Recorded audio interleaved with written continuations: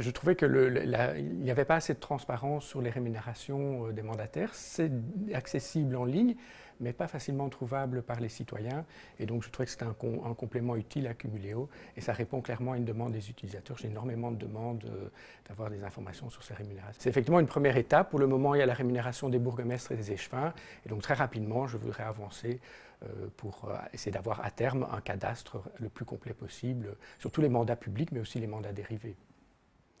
Mais c'est ce constat que ces listes de mandats n'étaient pas assez visibles pour le citoyen, alors que l'objectif de cette législation est vraiment de les rendre accessibles à chacun. Et donc je trouve que les services de l'État ne sont pas allés au bout de la démarche de transparence, et donc il était intéressant que la société civile prenne le relais.